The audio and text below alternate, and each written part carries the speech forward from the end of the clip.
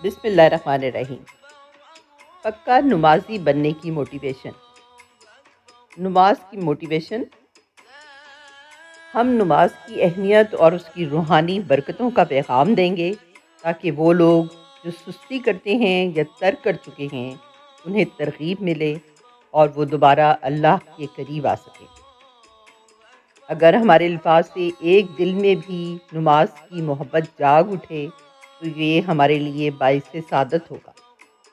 اللہ تعالیٰ ہمیں استقامت اور اخلاص عطا فرمائے، ہمارے عمل کو قبول فرمائے اور ہمیں اور ہمارے بھائی بہنوں کو سیدھے راستے پر چلنے کی توفیق عطا فرمائے، آمین۔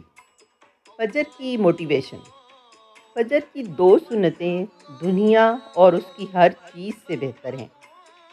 سنن نسائی حدیث نمبر 1960۔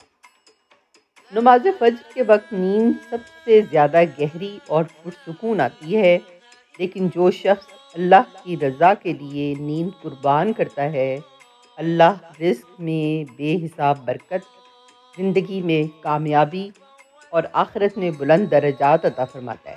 بے شک نماز نیند سے بہتر ہے۔ رسول اللہ صلی اللہ علیہ وآلہ وسلم نے فرمایا، جس نے ٹھنڈے وقت کی 2 نمازیں فجر اور عصر وقت پر پڑھیں وہ جنت میں داخل ہوگا۔ صحیح مسلم کی حدیث نمبر 1151۔ نماز ظہر کی موٹیویشن۔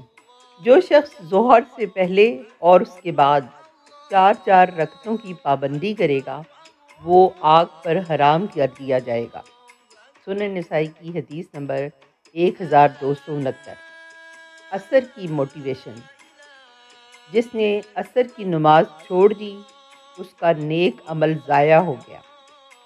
صحیح بخاری حدیث نمبر 553۔ جس کی نماز عصر چھوٹ گئی گویا اس کا گھر اور مال سب لٹ گیا۔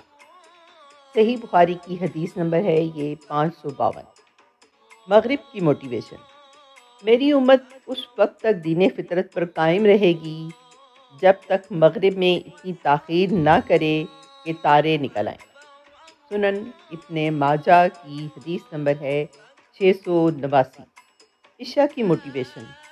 بے شک منافقوں پر عشاء اور فجر سب سے بھاری نمازیں ہیں۔ مسند احمد کی حدیث نمبر 2455۔ پکا نمازی بننے کی موٹیویشن۔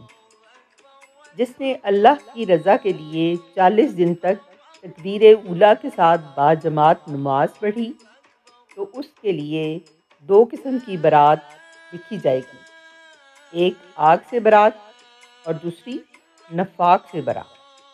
جامع ترمذی کی حدیث نمبر 241۔ دعا ہے اللہ رب العزت ہمیں اور ہماری اولاد کو 5 وقت کا پکا نمازی بنائے، آمین ثم آمین۔